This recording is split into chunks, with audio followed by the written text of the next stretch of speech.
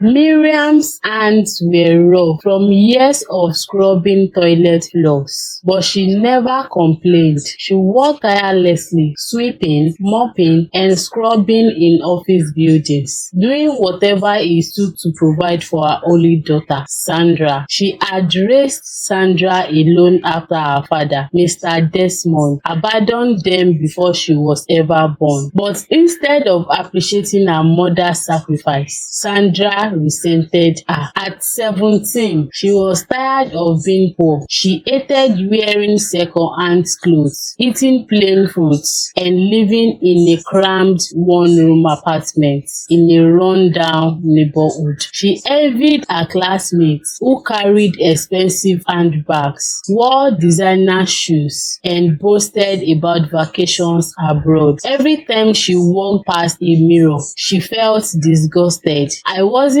born for this kind of life, she often told herself. Miriam, sensing her daughter's unhappiness, tried to console her. Sandra, wealth is not everything. We have food, we have shelter, and we have each other. That's what matters. But Sandra wasn't confused. If money isn't everything, why do people with money live better lives than us? Why do I have to suffer just because of your mistakes?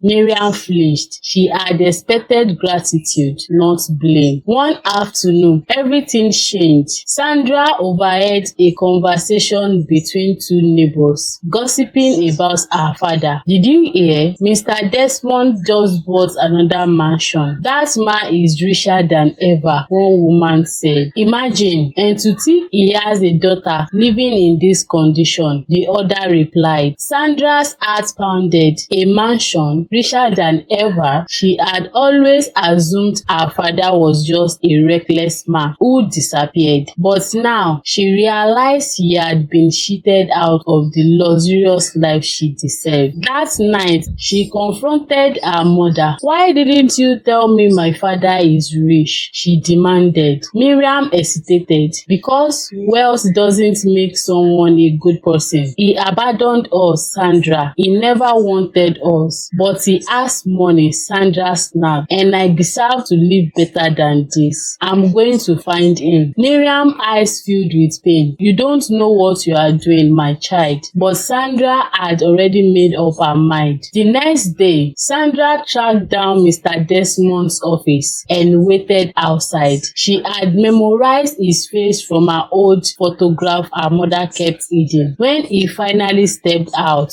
dressed in an expensive suit, surrounded by securities, Sandra rushed to him. Mr. Desmond, she called. He turned, looking at her with curiosity. Who are you? I am Sandra, your daughter. His eyes narrowed for a moment. He studied her. Then suddenly he chuckled. You are Miriam's daughter. You do have my eyes. Sandra's stomach fluttered. Does this mean he will accept me? I want to live with you, she said boldly. I deserve to be part of your world. Desmond's face was unreadable, but then, to her surprise, he smiled. Fine, but once you step into my house, you don't go back. Sandra didn't hesitate. I don't want to go back. Miriam begged her not to go. Sandra, money is not everything. Your father is not who you think he is. But Sandra didn't care. She packed what little she had and stood at the door, looking at her mother with cold eyes. I don't want to suffer with you anymore. Miriam's lip trembled. You will regret this. Sandra scoffed. The only thing I regret is being born into poverty. With that, she walked away, leaving her mother in tears. As Sandra entered her father's mansion for the first time, she felt like she had finally won. She had escaped suffering. She was finally free. Sandra adjusted quickly to her new life. Her father's mansion was like a palace. Golden chandeliers, marble floors, and a closet full of expensive clothes. The moment she stepped in, she knew she was never going back. Mr. Desmond gave her everything she had ever wanted. Designer bag, new phones, expensive perfume. She ate government meals served on silver plates and attended lavish party with the richest people in town. She flaunted her new lifestyle on social media, posting pictures with captions like, "Some of us were born to be rich." She erased every trace of her past, including her mother. When Miriam called, Sandra ignored it. When Miriam sent voice messages, she deleted them. One evening, Miriam appeared at the mansion's gate, begging to see her daughter. Sandra, dressed in a sleek robe, walked outside with an air of superiority. "What are you doing here?" she asked coldly. Miriam's eyes searched hers. "Sandra, I just wanted to see if you are okay. You haven't answered my calls." "I've been busy," Sandra said, rolling her eyes. Miriam's voice trembled. "Busy doing what? Spending money while forgetting who raised you?" Sandra smiled. "I don't owe you anything. I'm with my real family now." Miriam took a step forward, her eyes filled with pain. "Sandra, listen to me. This life is not about wealth. It is not real. Your father." "My father is a millionaire," Sandra interrupted, "and I'm never going back to that disgusting house you called a home. Just leave." Tears streamed down Miriam's face as she whispered, "One day you will understand." Sandra turned her back and walked into the mansion, slamming the door. That was the last time she saw her mother. Life with her father was everything she had imagined. At first, Sandra attended high-class events, dined at five-star restaurants, and drove luxury cars. She spent her days shopping and her nights partying. But something felt off. Sometimes, at night, she would catch her father staring at her with a strange expression, calculating, almost predatory. She shrugged it off. Maybe rich people were just weird. But then, the nightmares began. One night, Sandra woke up gasping for breath, her skin clamming with sweat. She had dreamed of being in a dark forest, digging with her bare hands. The sound of her own heavy breath filled with her ears. She shook it off, just a bad dream. But the dream came again and again. Each night, she found herself digging in same airy forest, her hands shaking in death, her heart pounding with fears. Then something even strange happened. One morning, as she was getting dressed, she noticed a small black mark on her wrist. It looked like a bruise, but she couldn't remember it in herself. By the next day, it had grown darker. By the third day, it smelled a rotten, decaying scent that no amount of perfume could ever. She hid it beneath long sleeve and bracelet, but the stench followed her everywhere. Then, at dinner one night, her father looked at her and wrinkled his nose. "What is that smell?" Sandra expounded. "I don't know." Desmond's eyes darkened as he leaned back in his chair. "You should rest. We have somewhere to go tomorrow's night." Sandra swallowed hard. "Where?" Her father gave a slow smile. "You will see." Something was very, very wrong. Sandra's hands trembled as she got dressed that evening. Her father had told her to wear all black. "Where are we going?" she had asked. He had simply smiled. "You will see." A strange feeling crept over her, but she ignored it. "I'm overthinking things." When she stepped outside, a black SUV with tinted windows waited. The driver opened the door for her and she slid in beside her father. The ride was long and silent. The city lights faded behind them, replaced by long empty roads. Sandra's stomach twisted. "Are we meeting someone?" she asked. Her father didn't answer. He simply stared out the window, his fingers tapping against his knee. Sandra's wrist throbbed. The black mark had spread and the tension was unbearable. She clenched her fist, hiding it. Finally, they arrived at a house deep in the woods. The driver stopped the car and her father turned to her. "Now," Sandra hesitated. "Daddy, I don't think." Now, his voice was sharp, leaving no room for argument. Her heart pounded as she stepped out of the car. The house was old, the windows covered in dust. Inside, the air smelled of damp wood and something else, something metallic. Her father led her down a hallway. At the end of it was a room with a single chair. "Sit," he commanded. Sandra hesitated, but his cold stare made her obey. "Close your eyes," he said. "What?" "Close them." Her pulse raced. Every instinct screamed at her to run, but before she could move, a sharp pain pricked her neck. Darkness swallowed her whole. Sandra's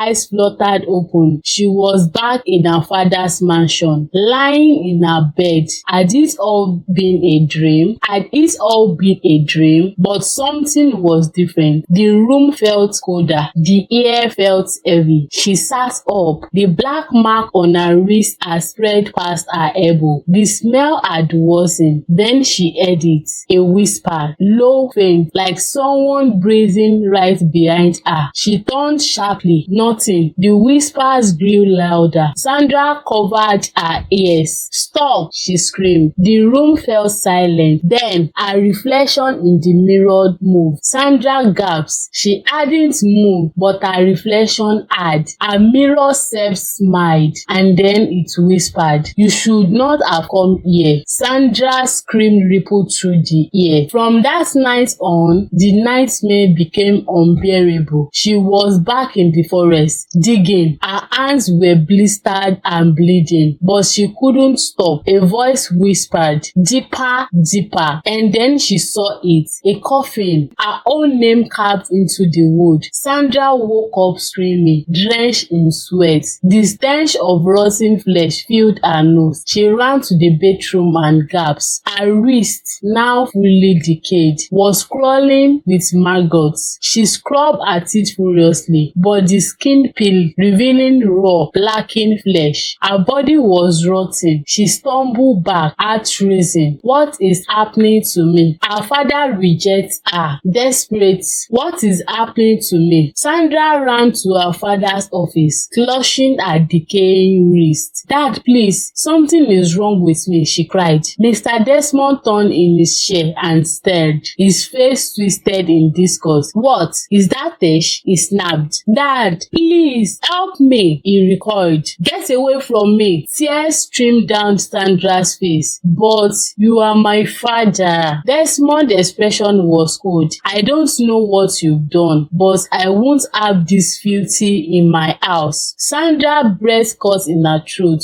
You are throwing me out." His voice was emotionless. "I don't keep rotten things in my house." With that, he turned away. Sandra stood frozen. Her father had abandoned her again. The security guards dragged her out of the mansion. The gate slammed shut behind her. She was alone in the dark, homeless, cursed and rotten. And for the first time, she realized she had made the biggest mistake of her life. Sandra stumbled down the street. Her once luxurious clothes now soaked in sweat and dirt. She clenched her wrist, which had decayed past her elbow. The stench of rot surrounded her, making people covering their nose as she passed. She had gone from riches to nothing overnight. She knocked on the door of people she once called friends. Nobody let her in. The girls who used to party with her now ignored her calls. The men who had once showered her with gifts now avoided her like a disease. Sandra collapsed on the sidewalk, shaking. She hadn't eaten in 2 days. Her body was giving up, but her mind clung to one thought: I need to find my mother. She dragged herself back to the slum she had once been called disgusting. The one-room apartment where her mother had lived, but when she got there, it was empty. A different woman stood at the doorway. Sandra heart pounded. "Where is my mother?" she croaked. The woman frowned. "She moved away weeks ago. No one knows where." Sandra's knee buckled. Gone. Tears blurred her vision. The last time she had seen her mother, she had emulated her. Now she was alone, and she had nowhere left to go. Sandra wandered the streets. She found an abandoned bus stop and coiled up on the bench, her stomach twisted with hunger. The decay had to spread to her shoulder. She no longer cried. She no longer felt anything. A single thought whispered in her mind. Nobody wanted her, not her father, not her friends, not even life itself. Sandra stood up. The bridge wasn't far. She walked step by step towards it, not to the world around her. As she climbed onto the railing, the cold wind biting her skin, she closed her eyes. It will be over soon. Then a voice, soft and weak. Please help me. Sandra turned.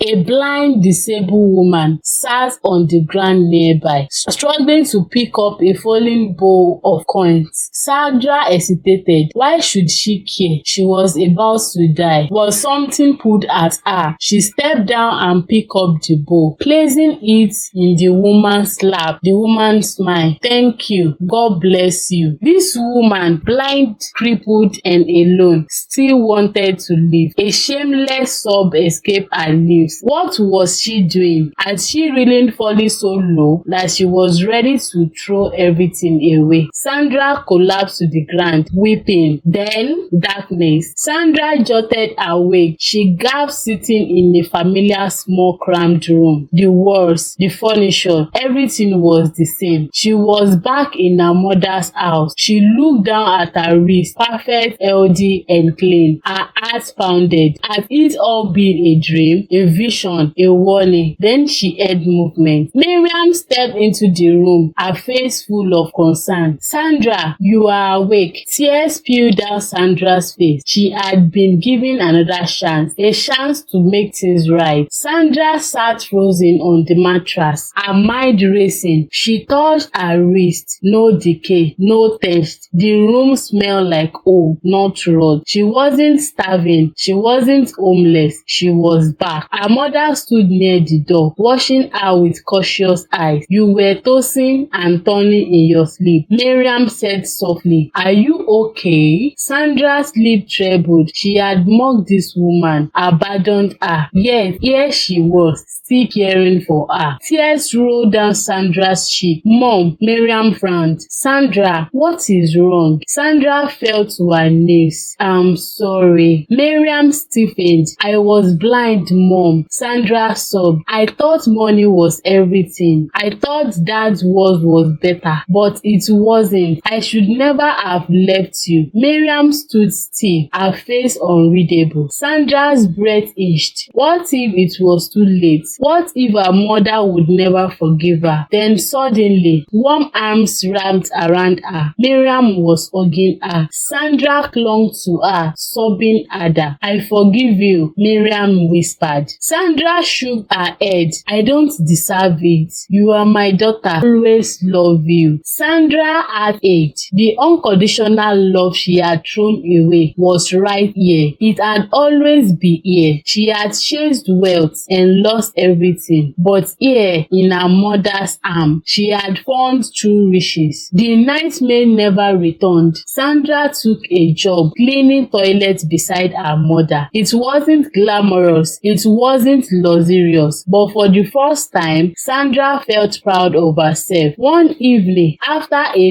long day of work, she and her mother sat outside, watching the sunset. Miriam turned to her. You never told me what made you change. Sandra thought of the blind and disabled woman, of the darkness he had fallen into, of the second chance he had been given. She smiled. I saw what life without love looks like, and I never want to live that way again. Miriam squeezed her hand. Sandra no longer craved riches. She had finally found something more valuable.